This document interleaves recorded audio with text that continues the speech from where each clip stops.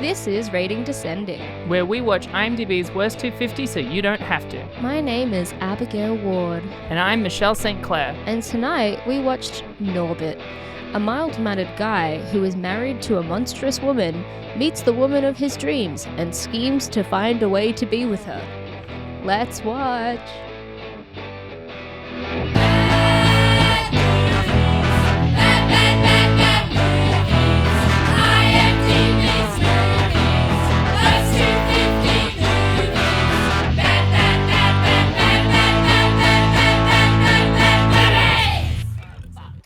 Well, today we're doing a remote record.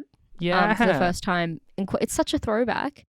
Throwback vibes. Oh my God. Yeah, oh my God.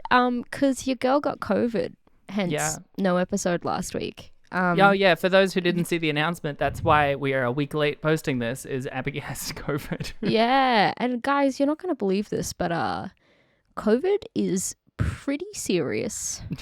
I know that you probably you're not aware of this, but it's a pretty bad thing to get. You guys might be thinking, I don't know, it sounds pretty fun. Yeah, you might be thinking, no, it's just autism that people have injected into you. Or it's just a microchip that Telstra's controlling. But I assure you, this is not 5G, okay? It's real, and I didn't believe it till now. No. If anyone's been injected with autism, it's not Abby, that's for sure.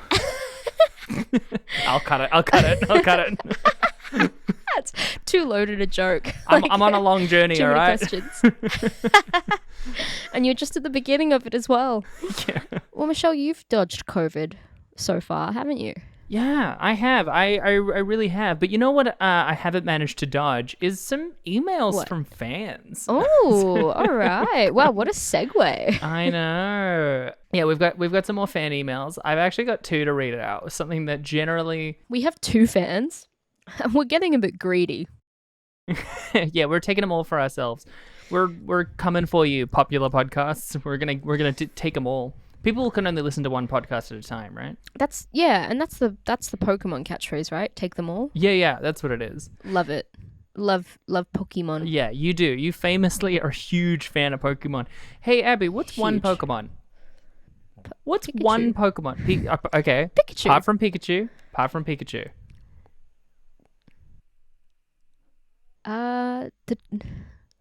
The dragon.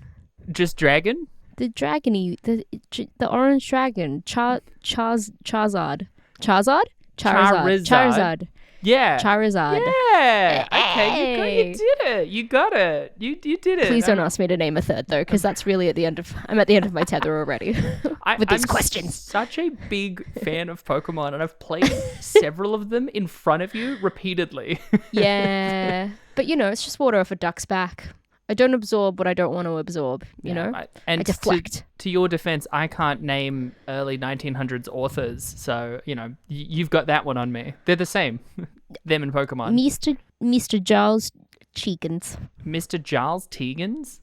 Cheekins. Chickens?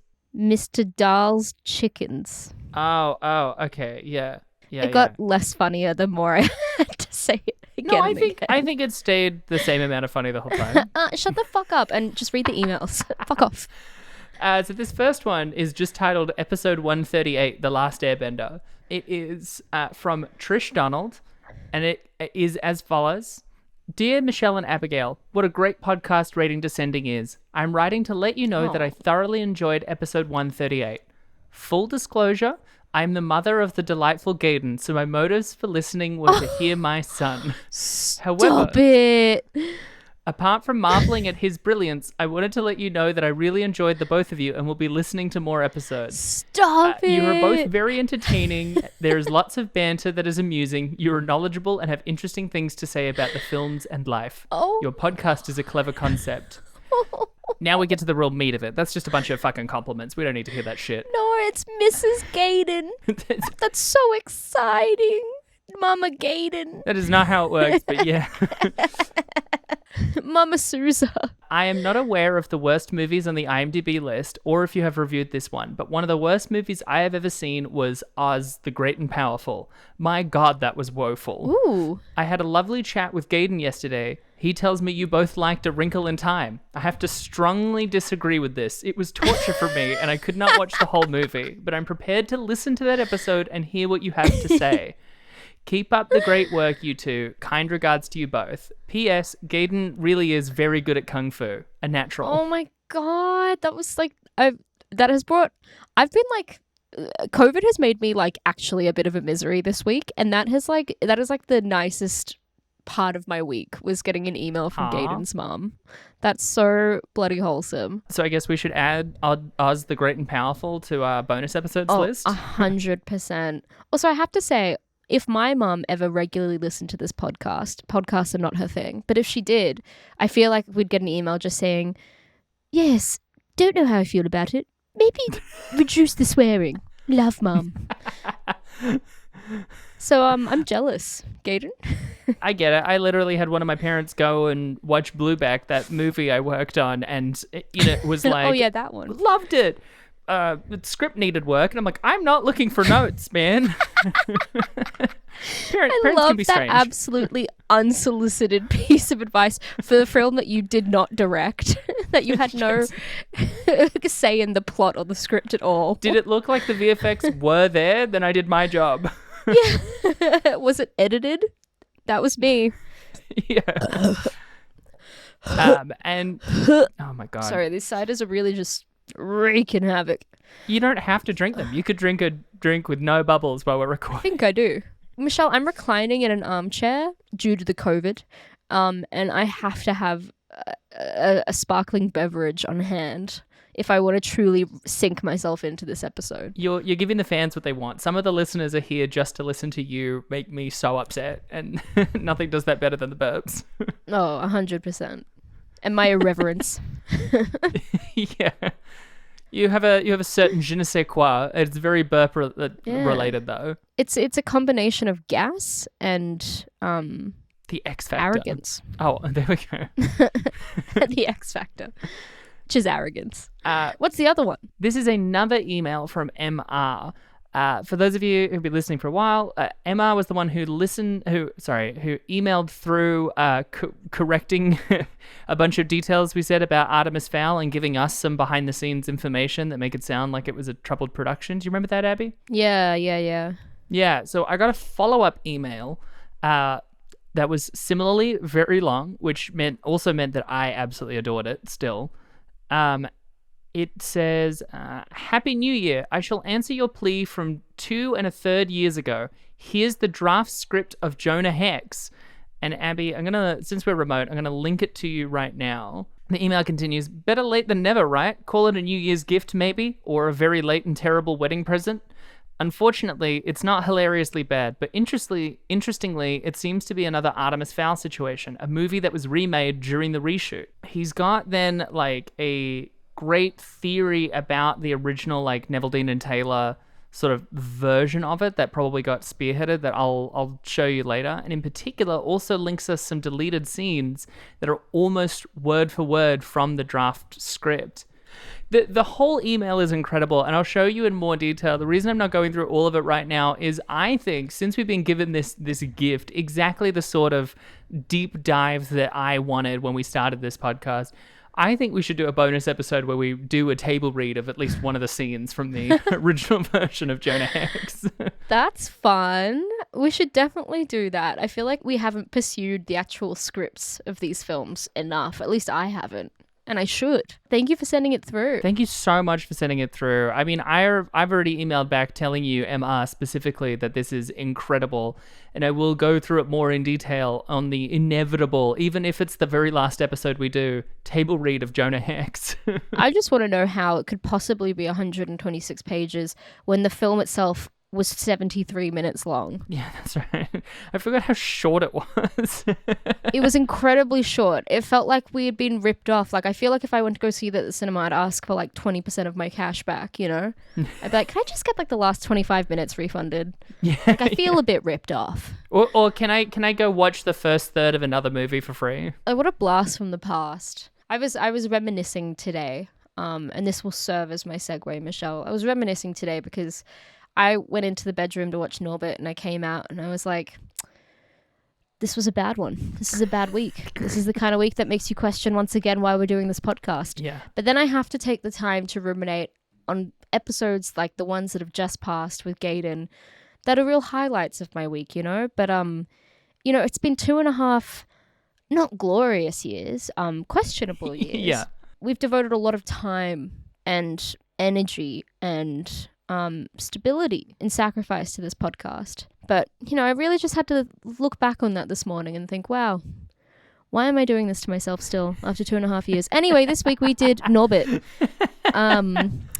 No, I think you got it right. When I look back and think about all the incredible things that this podcast has brought us and the feeling of doing it, it is still hard to not to definitively say I don't regret it. Like, I might still regret it. Oh, I regret it. And sometimes I look forward to it. And then other times I don't. But then other times I do. It ebbs and flows, you know. It ebbs and it flows. I personally found this week one of those ones where I was looking forward to it and then just dramatically reminded how bad it can get. For me, it was one of those things where because of COVID, I didn't think about it until right when I had to watch it. So I didn't feel like any kind of sense of letdown with this week's film. But it's not like having nothing to do but lie in bed all day made watching it any better. Be honest with me. Which made you more upset? COVID or Norbit?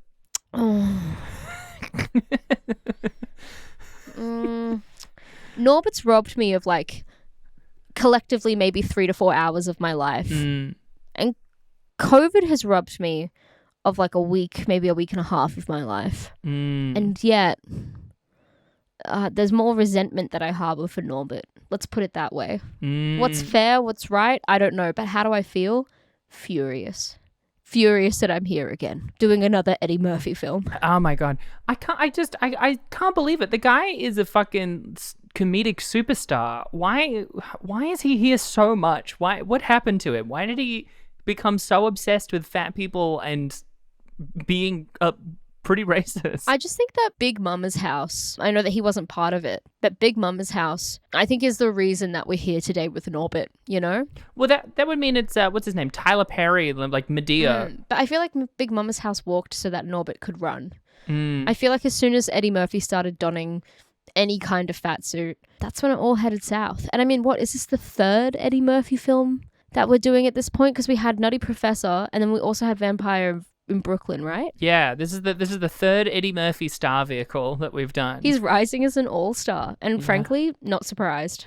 Not surprised. But you know what? Have you ever put on a fat suit? I know that they're offensive, but once you wear them, they're like a high that you just gotta chase. I get it, Eddie. I get it. He's just chasing that fucking high. All 34 kilos of prosthetics you've applied to your body. I get the adrenaline rush. I'd do it too if I had the time and money. He's creaming his jeans every time he puts one on, you know? he's just sitting there. What we're watching is a man who is making it. When I say making it, I'm meaning orgasming and coming as hard as possible. He's making babies. He's making jizz. He's manufacturing a full fucking worker's amount of jizz. That's what I say when I'm masturbating. I'm like, I'm making babies. I'm making jizz. All sorts. I'm gonna go make some jizz. I love your very optimistic take that he would get any kind of pleasure from acting as a fat person just because he clearly hates them. But at the same he has to get some joy out of it because Eddie Murphy in this era could do whatever he wants. He gets a huge paycheck out of it, that's for sure. Yeah, I'm not sure if it's about pleasure or joy, but it's definitely about buying another McMansion on the outskirts of LA. It's certainly not about like audience pleasure. And hey, he is rich enough that he's not buying a McMansion. He's buying a full-on mansion. But some backstory with Norbit. When it came out in 2007, I went to go see it at the cinema. Really? And I think I had just blotted that out of my memory out of shame for years. And then watching this film again, there were a couple of lines, especially in the scene where Rasputia first meets Norbit, where she's saying like, you got a girlfriend, Norbit? And he's like, no. And she's like, well, you do now. I remember that so vividly. Everything came flooding back to me. He was in a ton of trailers. Yeah. When I was like 11 or 12 and it was coming out, I remember that scene vividly. I remember going to see it at the cinema. And in my tiny little mind, I thought it was like such a funny scene. So I'm just coming clean. I'm laying it out on the table for you all. This is one of those rare ones that you have a personal connection to, and I don't. I'd never seen it. I was like, Norb who? Where is she? What is it? Rasputia? At least yours is something nice like Artemis Fowl. My personal connection is that when I was 12 years old, I saw this in the cinema and tried to forget. Yeah, but I'd also seen like I've seen like half of the fucking movies that we've done. So like, it is insane how much of this list you have seen prior to us watching it, I will say. It really upsets me to no end how many of these movies I've not only seen but seen multiple times. It makes me feel deeply embarrassed as a human being. Deep sense of shame. Today is about unpacking shame around bad movies, you know? It's addressing the trauma. Yeah, we're trying to get through the trauma. Norbit has trauma. We have trauma. Your shame is a trauma response, and you've probably got a very mild case of PTSD. Mild is putting it mildly. Pretty terrible, shitty doovies. Doovies? Doovies is the new word for movies. It's just the French word for movies. Oh, you don't speak French? Oh, uncultured, but okay. Yeah, okay. You're right. And I because I don't know French, I can't verify or deny whether or not doovies is the French word for movies. It absolutely... I did French for 8 years, not even kidding. I genuinely did, between kindergarten and year 8. And just try me, babe. I'm pretty fluent. Bonjour, je voudrais un croissant. Oh, yeah. Je habite Australie. Oh, yeah. Je m'appelle Abby. Oh, yeah. Okay. Yeah. Okay. Yeah. Okay. How would I say... I really hated Norbit. It took me way too long to watch and made me feel nothing but sadness. No. you say no. When you watch something, you go no. Yeah. Yep. And then no. Yeah, and then you flick your hair and you put on a little beret and you strut down the street. Now that's what they do in Paris. Yeah. Have you got your beret on hand? No, I don't have You it. didn't forget the beret, did you? I don't have it within reach, but I do have a nice beret. Oh, you've got to have at least 3 berets on hand. At all times. I just like got a beret pocket. I pull one out of my bra. I can put it on instantly over my headphones, just like a neat little beret. Oh, hello. That's it. That's what I'm talking about. That's what we need. That's what we need. That's what this podcast needs is a bit more culture. A Yeah. few more berets. And a jam tartine for breakfast. Yeah. Have you been to Paris? Because I've been to Paris. And it's absolutely stunning. And like once you go to Paris, you're just changed forever. I lived in Paris for almost a year between the ages of 2 and 3. So No, you haven't, because you haven't absorbed the culture. you could say that it was absorbed into me deeply, you know, as a young person who was just coming to terms with the world. I still have some of the French language VHS. You know what? Don't worry, just stick with me, because I've been to Paris, and like it's a whole different world out there. But once you go, it's like you're changed forever. Yeah. Okay. Yeah. Yes. Yeah. No, you're right. You're right. I'll just stay with you. I'm so sorry. I didn't mean to suggest anything else. Yes, Paris culture is paying €4 for a can of Coke. Oh yeah. And just accepting it. Who's like the president of France? Well, none. None. And then I put on my beret and I strut away. Did you not listen to me earlier? This is what we do. This is French culture. So what I'll do is I will launch into the overview so that we can really sink our teeth into this big old trash fire that is Norbit. Nice. It came out in 2007. It has 4.1 stars on IMDb. Ooh. It was directed by Brian Robbins, and when I did a tiny bit of research on Brian Robbins, he hasn't done too many things of note, but what he has done of note that is fairly important, I suppose, is that right now he is like the head of Paramount. Whoa, what? He's the CEO of Paramount Pictures and Nickelodeon. The guy who made Norbit is the... Oh, Jesus Christ. And what I love is that when you look up Brian Robbins on Wikipedia, you don't get like an up-to-date photo of him from the last 5 years. There's a 1988 paparazzi shot of him, and he looks like a member of the cast of Full House. Like, he looks like he's just got a feathery mullet and he's wearing like a leather jacket. It's endearing, but strange. I encourage everyone to look up his Wikipedia just to see that little photo attached. But yeah, the guy that fucking directed Norbit is now the head of Paramount. That's insane. And Nickelodeon. He is, I'm sure, also has multiple McMansions spotted around the south coast of California, and good on him. Can I get in on that? You need like a sugar baby? I'll say whatever you want. Yeah, you guys need any help? Any sort of like I mean, I wouldn't be super into doing anything sexual, but I'm pretty good at video games, so if you're stuck on any levels, I could hang out in my underwear and do that. We're great company. Yeah.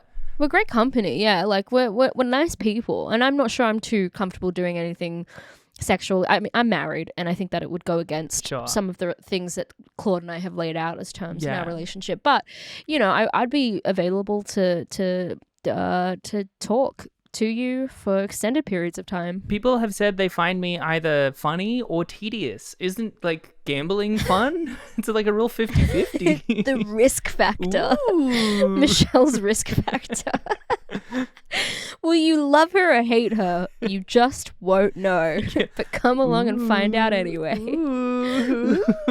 Spooky little surprise.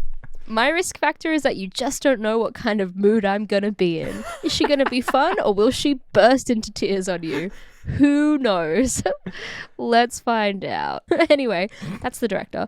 Eddie Murphy wrote this with his brother Charles Murphy, and they have written films together in the past, such as Vampire in Brooklyn. Oh. Brooklyn. I thought it sounded familiar, the idea, just the concept of Eddie Murphy's brother. I was like, why do I know of Eddie Murphy's brother? Yeah. Well, I was looking into Charles Murphy as well, and sadly he died in 2017. Oh, that's sad. But he looks kind of exactly like Eddie Murphy. Surprising no one, these brothers look kind of alike. Wow. Shocker. Dermatologists hate them. And Michelle, what do you think? Well, I'll tell you the budget of the film. The budget of the film was $60 million. Oh my God. There's no way. It had to be that like 35 of that went to Eddie Murphy directly. Like, there's no way. I was going to say, no, I reckon 35 of that went to the prosthetics, you know, like all of the the makeup and effects team. No, at most 5. There was no way. This movie is just like a bunch of like loose wide shots. There's no way this is a $60 million movie. Well, my question is, do you think this was commercially successful? We know it wasn't critically successful, but do you think it was commercially successful? I remember it being advertised pretty heavily, and compared to, you know, because one of the thoughts I had while watching this was, I miss Fat Albert, because that had its own problems, but you know what? It was in the spirit of fun. This is in a very cynical and mean spirit, and yet I had already heard of Norbit, so I don't know. Maybe it was successful, but like barely. It made like 75. Yeah. Okay, so you're guessing it made 75. That's my guess. More.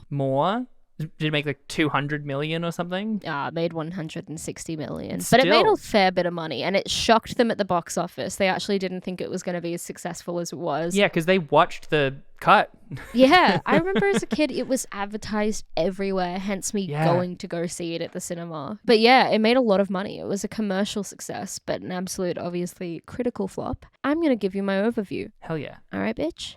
All right, you fucking ready? I'm ready because I feel like I have such a tenuous grasp on what I just watched, because my brain was actively rejecting the information as I was receiving it. Look, when I was writing the overview, it occurred to me that a lot actually happened in the film. And I've really just stuck to the major A plot rather than some of the B plot stuff. Sure. But we can go through it. You know, any questions? I'm your girl, because what Norbit offered, I'm across. You know, I've got it pinned down. Cool. I've done the research. You've got me. I've put the effort in. I feel safe here with you. Kind-hearted Norbit is an orphan. He has a childhood romance with a girl at the orphanage, Katie, before she is adopted. Shortly after, he meets Respucia, an overweight, domineering girl who abuses him. Years on, Norbit is stuck in an unhappy and unfaithful marriage with her. Childhood sweetheart Kate shows up in town, interested in purchasing the orphanage. Norbit is disheartened to find she's engaged, but they spend 2 weeks falling in love as Kate convinces him to help her run the orphanage. Rasputia becomes jealous and attempts to drive a wedge between the two, but Norbit successfully derails Kate's marriage to her sinister fiancé with ulterior motives. Oh my god. They get the orphanage and marry. Yay, the end. So that's just the A plot. And then there's a lot of B plot stuff regarding Kate's fiancé and his involvement with Rasputia's brother's dodgy construction business and how they want to turn the orphanage into a strip club called Nippolopolis. Yeah, I think it's meant to be Nippolopolis, but it's just Nippolopolis. Yeah, it's spelt Nippolopolis, but they say Nippolopolis. But Nippolopolis is really funny. At the end of the film, they're all driven out of town, and they end up setting up Nippolopolis down in Mexico. Yeah. You know, I'm sorry I left out that incredible storyline on the side as well, guys. Well, they seem to be like living their dreams, and all of them hate it, I guess just because they're sweaty. Yeah, I think just because it's, hot and sweaty. Yeah, but it seems like they're making a lot of money. Yeah, they succeed. They do exactly what they want to do. It's just in a warmer climate. And Rasputia's found like a new fucking occupation, a new income. Yeah, and good like for her. The gag is meant to be that we, the audience, are disgusted because a fat woman is on screen as a stripper, but the audience really likes it in the movie. Yeah, like they're into it. So like, great, awesome. I mean, should we bother going into the fat phobia in the film? I mean, it almost feels redundant to have to explore it or explain it because it's just ridiculous. It like takes it to such heightened levels. It's almost like the only part of it that I want to make sure that I get in, because like it is just virulent throughout. Like she is the worst human being, which is one thing, but the movie makes the careful decision that the only the bad people are fat, and so all fat people are bad and mean and hideous.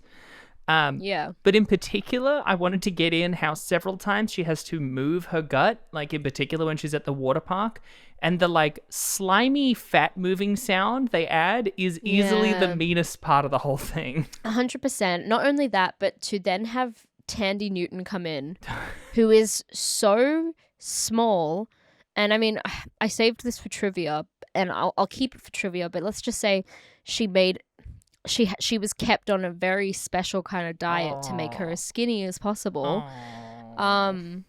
She just having that juxtaposed of like, this is a real woman when she's beautiful. There's nothing wrong with the way she looks, but to have a beautiful slim actress then have to diet for the role, and she does have like her shoulder bone sticking out, there's not an inch of fat on her, and that's meant to be just the epitome of female beauty. It's a weird message to send. Oh, it is. I even wrote down the moment she came on, because like she arrives, she's so slim, and then this like sentimental music comes in, and I just wrote down like it is so cynical.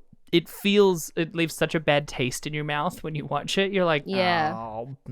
Yeah. And I think it really meant, because it's like, from that moment that Norbit is going to end up with her, the real missed opportunity, if you're going to walk down that path, to have the movie end with Norbit taking off his glasses and like brushing his hand through his hair to readjust it, and then suddenly he's really hot because Eddie Murphy's a good-looking guy. Yeah. You know? Yeah, at no point do they ever make Norbit have to have a glow-up or anything. No. It's not like Norbit's that attractive. He's just like a nerdy dude. Cowards. Yeah. Hey, what was his name? Brian Robbins. You fucking listen to me. You're a coward. You will always be a coward, all right? I'm pointing my finger right in the camera. Michelle, that's the CEO of Paramount Pictures. I don't give a shit. Maybe, you know what? Come for me. Cancel me if you must. But Brian Robbins, you're a coward. No. We love you. We love your work. Would love to luxuriate. Please put us on Paramount Plus. Yeah, would love to luxuriate in one of your Malibu beachfront residences, Yeah. Just hit us up. It'll be fine. I'm still down to play video games together, but you're a coward. I will say there's one good thing I can pull out of this film, which is the whole notion of spotty-handed villainesses from Margaret Atwood's essay about how we should write more evil female characters. I liked that Rasputia had a lot of agency, and she had lots of flaws. She knew what she wanted. In a way, she was a fully formed character. She was just evil and happened to be a vessel for exploring a lot of fat phobic takes that clearly the director and Eddie Murphy shared with one another. But she's allowed to be evil because she's disgusting, is what you're missing. Yes, right? That's true. That's true, because she wouldn't be evil if she was sexy. No. Because you don't want something that you want to fuck to be evil. You want it to be pure and good. No, I get that now. Honestly, when I watch a TV show and there's like a will they, won't they, I love it because I love a good long romance, and then I get terrified of when they get together because I know the moment they do, the woman will lose all personality. It's so true. Every time. I mean, we saw that in the Santa Claus. I feel like Yeah. the wife that he gets in the second film has so much personality. She's a bit of a hard ass. She's a principal at a school. And then as soon as they get together in that third film, all she is a whiny wife being like, pay attention to me. You can see her weeping Xanax. That's how drugged up she is. Weeping Xanax. If we're going to skim over the fat phobia, does that mean we're skimming over the racism too? Because the movie begins and then the Eddie Murphy, dressed as a Chinese guy, picks up baby Norbit. And then at the moment he starts talking, I was like, oh, this is hardcore racist shit. Oh my God. Yeah. It was breathtakingly awful. That was the racist part of the film for me. I actually kind of like...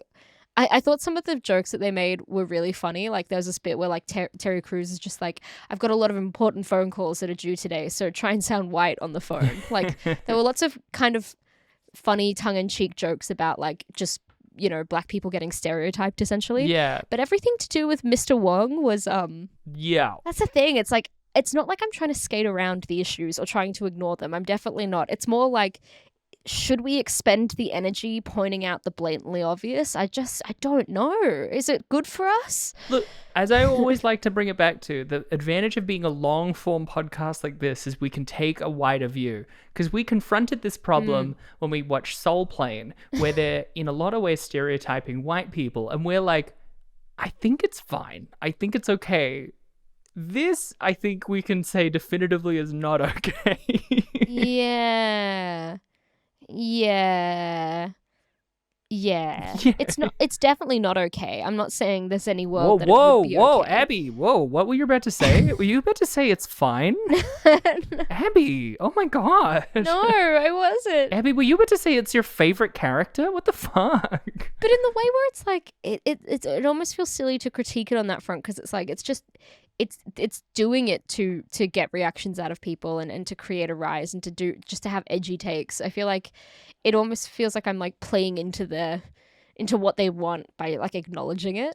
Like I can't explain it. It's kind of like, you know, this was your brand of humor. You knew that this was not going to go down well. I think of it like I'm not getting angry about it. That's what they want, is they want me to go like, whoa. And instead I'm like, I don't know, man. It's just a little awkward for you, isn't it? Yeah. I feel like it's a film about how disgusting his overweight wife is.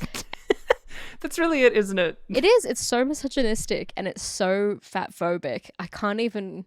There's nothing further to say, you know? Yeah. Just, it's Eddie Murphy to a T. His brand of humor is to just punch down. No, you're right. It is 100%. The movie at its core is just a movie about how Norbit's wife is really disgusting. That's it's it. like, you married her. You didn't have the moral backbone to stand up to her. Yeah.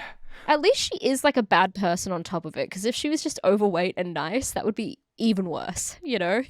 If she was just like, Norbit, I love... Almost like the Shallow Hal film, where he realizes that the woman he's dating or is in love with is hideously overweight, and oh my God, he would never be into her if he wasn't... Is he cursed? Is Shallow Hal cursed? Yeah, he's mystically cursed. No, he's hypnotized, right? He's hypnotized. Yeah, doesn't he like have a run-in, like a bad run-in with like a hypnotherapist or something in an elevator or something, and he like fucking hypnotizes him without him knowing? Oh yeah, I did try and rewatch Shallow Hal recently, and it was just too upsetting, so I turned it off. There was a period where I defended that because I was like, I'm talking like years ago, where I was like, well, yeah, but it's saying he has to get over that. I'm like, that's still harmful and awful. It doesn't work. The actual movie in context is much worse. I think the difference is that like Eddie Murphy has made other films making fun of fat people, like The Nutty Professor. However, a lot of the time when he's making fun of fat men, it's just being like, look how goofy and adorable they are. But with women, when they're fat, it's like, look how disgusting they are. Look how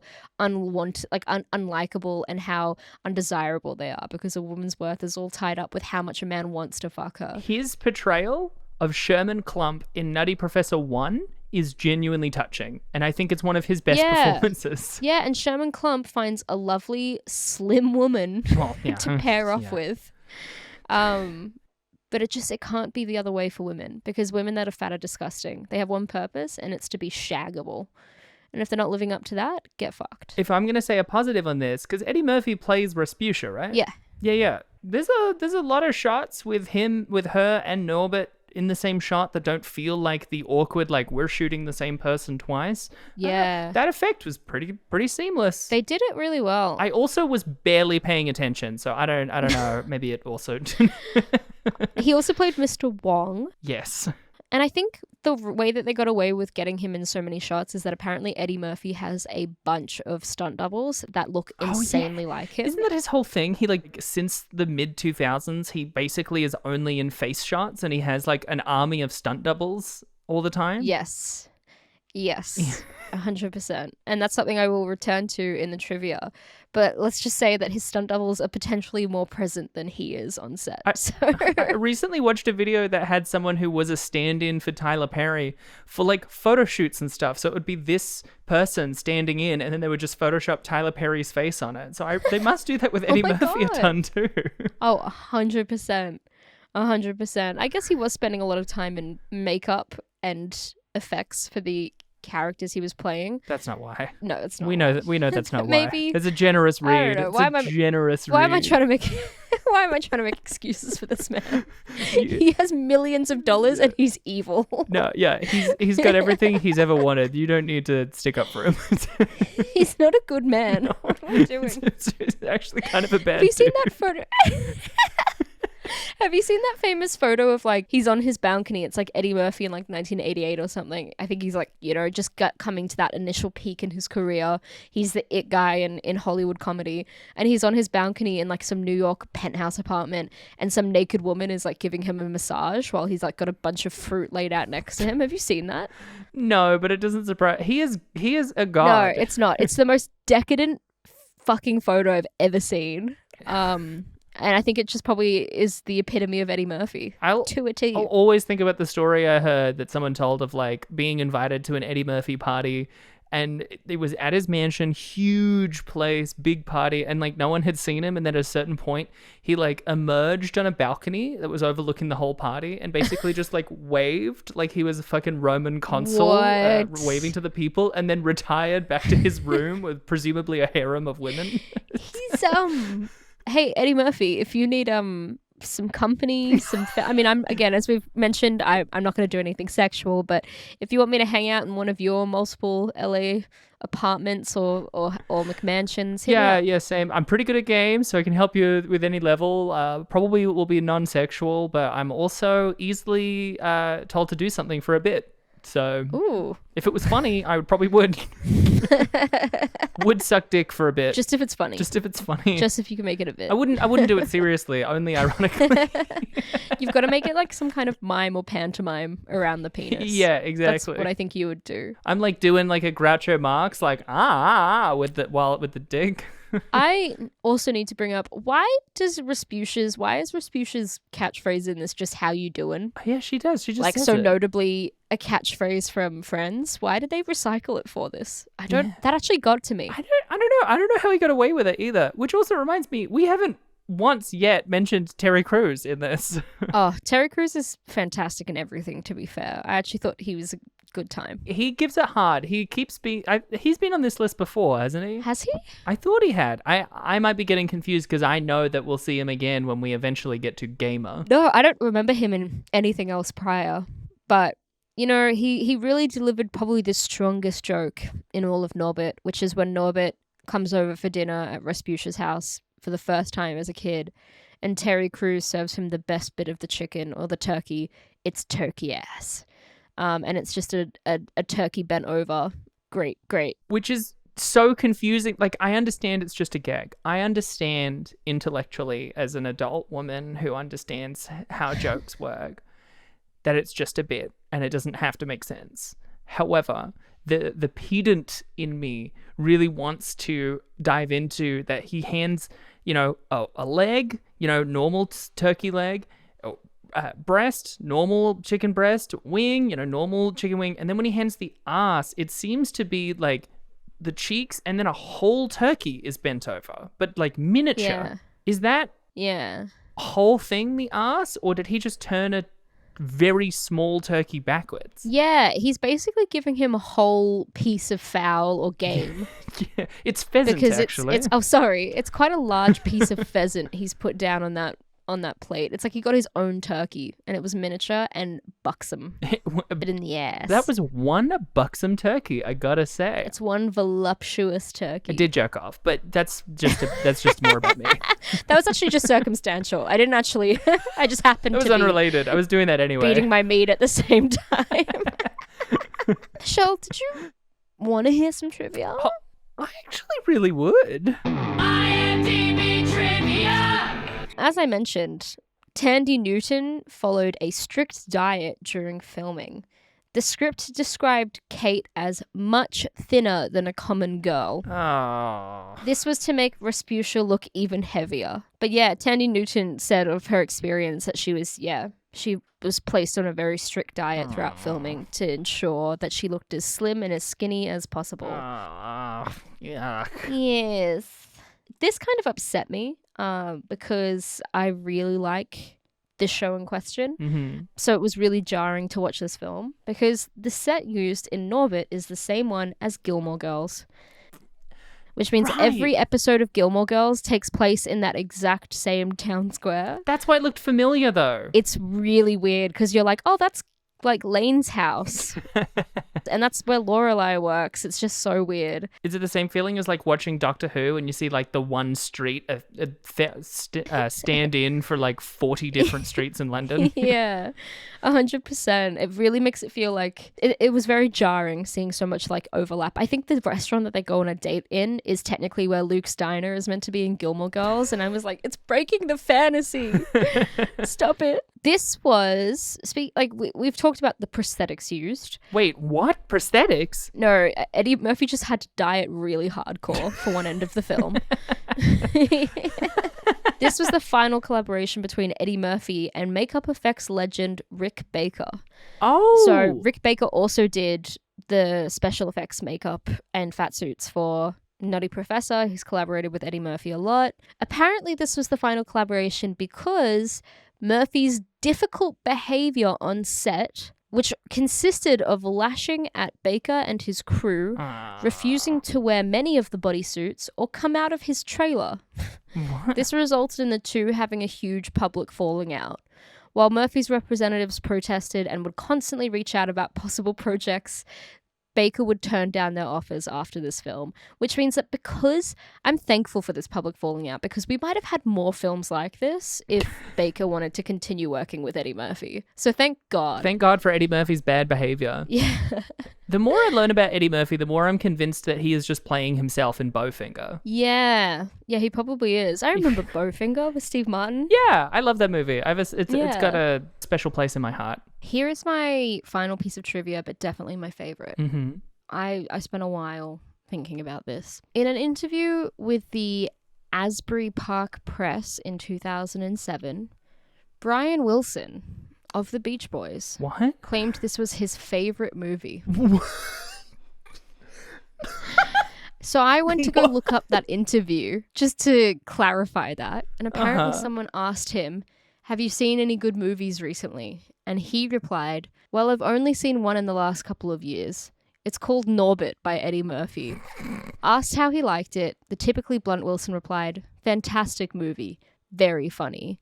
When the host proceeded to ask him for the title of his favorite movie ever, he said Norbit. The bit that actually gets me is that was the only movie he'd seen in a few years. So he's like the meme. Like, he saw Norbit, maybe the next movie he sees, he'll be like, big Norbit energy here. I just feel like if we needed any proof that LSD melted his brain, this is probably it. But here, that also apparently later Wilson took part in a Reddit AMA with fans, and someone asked him about his favorite film, and he said it would possibly be The Birds by Alfred Hitchcock. That makes way more and sense. his reasoning was because it had a sense of humor. Some guy's car blew up and he got killed, and it made me laugh for some reason. Running from the birds. What the fuck? Yeah. Smile is one of my favorite albums, along with obviously Pet Sounds, but I can't fuck with Brian Wilson, and this is why. What is that? What do you do with that? It's just drugs, man. This is what happens. Honestly, this is a warning. This is like a PSA to not go hard on the acid. The drugs are not turning the frogs gay. They're turning you into Norbit fans. Do you want to hear some reviews? Yes, please. Reviews! So Norbit has an approval rating of 9% on Rotten Tomatoes. Yikes. Luke Sader of The Hollywood Reporter called it racially insensitive, politically incorrect, and beyond crude. Yeah. Scott Tobias of the AV Club gave the film an F grade and wrote, it probably isn't possible for a single movie to reverse all social progress made since the civil rights era. But Norbit, the latest broadside from Eddie Murphy, does its best to turn back the clock. Look, this is probably not the most racist movie we've done, but it's up there. It's up there. Liz Braun of Jam Movies said the film tends to confirm one's worst suspicions about Murphy and what appears to be his general fear and loathing of women. Yeah. The Rasputia gag gets a little freaky if you think about it too much.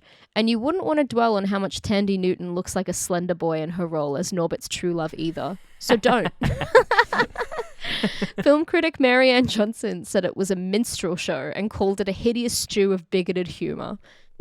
Before we get into IMDb reviews, I found that Brian Robbins got very defensive about some of the bad reviews, and he really did his best to defend his work. Oh, wow. He praised Murphy's performance, saying, Eddie Murphy plays 3 amazingly different characters brilliantly. How could you not praise that? No offense to Alan Arkin. I have no idea why Alan Arkin, by the way, was the target for this comment. No offense to Alan Arkin, but he couldn't do what Eddie did in Norbit. What? The only films that get good reviews are the ones that nobody sees. It was just 2007, so it must have been that Alan Arkin, like, running off the high of Little Miss Sunshine, disparaged Little Sunshine, Norbit. yeah. And then he said, I just don't think you can make movies for critics. Don't pay attention to tracking and don't read the reviews. Funny trumps. Work with movie stars. I love his advice is just work with movie stars. That guy's the head of Paramount. Yep. Oh my god. And I have 3 IMDb reviews for you. They are all 10 out of 10s. This is a review left in 2007 by Amir1994 titled, One of the Greatest Movies Made, Don't Listen to the Guy Above. He said, all right, let's keep this short, sweet, and simple. This movie is awesome right off the bat. Eddie Murphy is at it again, people. Norbit was made from one of the best companies. Norbit is a hilarious and zany movie. Many people have said that Norbit wasn't good. Well, I just have as many reasons to say that it is awesome. Number 1, the movie is made from DreamWorks and is one of the highest grossing movies of the year. 2, this movie will appeal mostly to adults since it's rated PG-13, but kids will also enjoy it. 3, Eddie Murphy is just amazing in this movie. He has played 3 roles. Norbit, the nerdy Afro guy. I'm glad he clarified. Rasputia, the fat lady. And Mr. Wong, the little Chinese guy. Aww. It doesn't matter who you are. This movie is for anyone that is looking for a high-paced, zany feature film. This movie is worth every penny you'll pay. I hope this was helpful to you. And if you need any information about movie, email me at amir1994@gmail.com. I'll be looking forward to your messages. We've got to email him. You've heard it, folks. You could email us at ratingdescending@gmail.com unless it's a Norbit question, and then email Amir. Yeah, amir1994@gmail.com. Email us at ratingdescending@gmail.com. We're really looking forward to your messages. Amir and I are the same age, so we're kindred spirits. Here is another review left by Iskrensp in 2008, and it was titled Extremely Funny Movie, but Something More. What? Oh, God. First of all, this movie is a comedy, and as such, it's very hilarious. It's not a racist at all. It's inspiring, because under the laughing surface, there is a love story. It's about power of love and what love makes with you. And for that, it's very important, for it too has a happy ending. Some people would say it's very offensive, racist, a crap. Some other guys will say it has funny moments and it is worth watching, but with your heart, not with your moral censor brain. That's from me. And now I'm saying this is one of the greatest kind of comedies where besides the splendid, funny entertainment part, there is a real love story, an inspiring one. You need no relaxation techniques or meditation, but just this movie to feel how much love you have inside. Thank you so, so much, Eddie. You're the man that I'm in love with tonight. 10 out of 10. And then here's my last review, left by Katana the Princess, just a few weeks ago. Ooh. And it's titled Wonderfully Nostalgic. Watched this movie as a kid, and I found it so funny, I watched it 2 times in 1 week. Highly recommend it to anyone coming across this review. I also gained 2 fetishes from this movie. 10 out of 10. 10 out of 10. Which 2? 10, Which 2? 10 out of 10. Look, I'm just going to go on a limb and say it's probably got something to do with... I think it's big women and turkey ass. Yeah, and turkey ass. That's Turkey right. ass. Pheasantry is what they call it. Pheasantry. Yeah. Oh, you haven't looked up pheasantry yet on Pornhub? Yeah, pheasantry hyperinflation is... I love looking it up. I just watch pleasantry compilations, you know? It just gets straight to the point. Wait, did I say pleasantry? You did. Pheasantry. We should remember it was actually a turkey, but... Yes. Turkey compilations. Turkey vor. Michelle, that was Katana the Princess's 2 fetishes. What was your 2 fetishes? I think I can, just to cut to the chase, summarize my review by quoting a specific scene in which Respucia had been, I don't know, running amok, as always. I'm pretty sure this was at the fair. And in doing so, launched a few children, and then one of them landed in a truck next to the 2 recurring characters who are pimps. I mean, they keep being referred to as ex-pimps, and then they get very upset at that and insisting that they're still working. To which one of them says, "It's raining little white women. My prayers have been answered." That is a child. That was a child. That was like a 13-year-old girl. So I'm going to give this a 1. I can't floor your reasoning. That's a good reason to give something a 1. It was a terrible film and upsetting to say in the least. Quite offensive and not funny enough to make up for anything. I'm going to give it also a 1 because I want to support you and us. And this we're in it together. 1. I can hear your COVID brain slowing down. I am thinking about how good it will be to get back into bed. Yeah. Well, that was Norbit. Guys, we're on social media. Did you know? We're on Twitter at RateDescendPod. We're on TikTok under Rating Descending. Or you can email us at ratingdescending@gmail.com. Or if you listen to that and we're like, you know what? I think they're pretty funny. I want to hear them outside of this cursed quest that they're on. Well, then you can find us on our own social media. You can find me on Twitter and Instagram at michelle.stclair. Or you can find me on Instagram under Abigail J. Ward. Or if you thought the chuckles were that good, just like that crisp and funny, well, you can let us know by leaving us a review wherever you get your podcasts. Baby. Well, guys, that was Norbit. We got through it. Michelle, what are we watching next week? Next week, we are watching Talk. What? I don't know much about it other than from the poster, it looks to be early 2000s action movie. He's wearing a leather. I think he's either rides motorbikes. Is that Ice Cube? Is it Ice Cube again? Are we getting more Ice Cube? Ooh. Dude, Ice Cube was such a good time last time. I'm keen for more Ice Cube. Yeah, and we'll get that fucking it's Ice Cube with motorcycles filled with crystal meth. That's talk, baby. Better than Vroom, bathtubs vroom. filled with ham like last time. So, What do you think is bigger, his hog or his hog? Hell yeah, motorbike time, baby.